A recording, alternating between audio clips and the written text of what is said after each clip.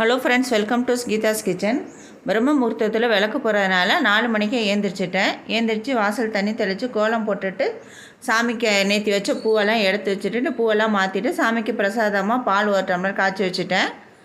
நிலைவாசலையும் விளக்கேற்றிட்டு பூஜை அறையிலையும் விளக்கேற்றிட்டு பிரம்ம முகூர்த்த விளக்கம் ஏற்றி திருப்தியாக சாமி கும்பிட்டு முடிச்சுட்டேன். லஞ்ச் பாக்ஸுக்கு பொன்னாங்கண்ணி கீரை போட்டு சாம்பார் தான் வச்சு கொடுக்க போகிறேன். அதுக்கு 2 டம்ளர் பருப்பு வேக வச்சு எடுத்து வச்சுக்கிட்டேன். 2 தக்காளி, கொஞ்சம் மஞ்சத்தூள், 1 ஸ்பூன் மிளகாத்தூள், 2 ஸ்பூன் சாம்பார் பொடி சேர்த்து தேவையான அளவு உப்பு சேர்த்து நல்லா கொதிக்க விட்டுருங்க. பொன்னாங்கண்ணி கீரை ஏற்கனவே ஆஞ்சு சுத்தம் பண்ணி வச்சுருக்கேன். நல்லா குழம்பு கொதித்ததுக்கப்புறம் அந்த கீரையை சேர்த்துக்கலாம். கீரை சேர்த்து ரொம்ப நேரம் கொதிக்க வேண்டாம். ஒரு 2லேருந்து ஒரு 3 நிமிஷம் கொதிச்சா போதும். கீரை குழம்புக்கு சைட் டிஷ்ஷு முட்டை தொக்கு தான் செய்ய போகிறேன். உருளைக்கிழங்கு இருந்தால் ரொம்ப நல்லாயிருக்கும். உருளைக்கிழங்கு இல்லாதனால முட்டை தொக்கு செய்கிறேன். முட்டை வேகிறதுக்குள்ளே இந்த அடுப்பில் கீரை குழம்பு ரெடி ஆகிடும். கீரை சேர்த்து நல்லா கொதி வந்ததுக்கப்புறம் 2 ஸ்பூன் தேங்காய் அரைச்சி சேர்த்துக்கோங்க. தேங்காயில் சோம்பு கொஞ்சம் ஜீரகம் வச்சு சேர்த்துக்கோங்க. கீரை குழம்பு தாளிக்க கடுகு சேர்க்காமல் சோம்பு, ஜீரகம், வெங்காயம் சேர்த்து தாளிச்சிக்கோங்க. குழம்பு டேஸ்ட்டாக இருக்கும்.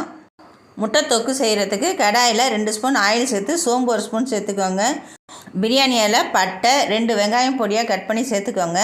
வெங்காயம் நல்லா வதங்கட்டும். வெங்காயம் நல்லா வதங்கினதுக்கப்புறம் 2 தக்காளி சேர்த்துக்கோங்க.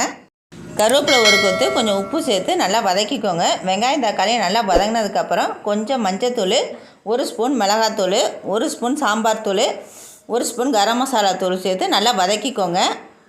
தூளோட பச்சை வாசனை போகிற வரைக்கும் நல்லா வதக்கிக்கோங்க. நல்லா வதங்கினதுக்கப்புறம் 1 டம்ளர் அளவுக்கு தண்ணி ஊற்றி நல்லா வதக்கிக்கோங்க. இந்த அளவுக்கு வதங்கி எண்ணெயெல்லாம் பிரிஞ்சு வந்ததுக்கப்புறம் 2 ஸ்பூன் அளவுக்கு தேங்காய் சேர்த்துக்கலாம். தேங்காயில் கொஞ்சம் சோம்பு சேர்த்து அரைச்சிக்கோங்க. கொஞ்சமாக உப்பு சேர்த்துக்கோங்க. ஏற்கனவே கொஞ்சம் உப்பு சேர்த்துருப்போம், அதனால் பார்த்து சேர்த்துக்கோங்க. வேக வச்ச முட்டையை இந்த மாதிரி கட் பண்ணி சேர்த்துக்கலாம். மசாலா எல்லாம் முட்டையில் ஒன்றா சேர்ந்ததுக்கப்புறம் கொஞ்சமாக மல்லித்தலை தூவி ஸ்டவ்வை இப்போ நம்ம ஆஃப் பண்ணிக்கலாம். இந்த முட்டை தொக்கு சப்பாத்திக்குமே சைடிஷாக வச்சு சாப்பிட்லாம். ரொம்ப நல்லாயிருக்கும். ரொம்பவே டேஸ்ட்டாக இருக்கும். செஞ்சு பாருங்கள். காலையில் சாப்பிட்றதுக்கு கீரை குழம்பு ஊற்றியே கிளறி கொடுத்துட்டேன். கீரையில் பொரியல் செஞ்சால் சாப்பிட மாட்டேன். அதனால் கீரை வாங்கினா எப்போவுமே சாம்பார் வச்சு சாதத்தில் ஊற்றி கிளறி கொடுத்துருவேன்.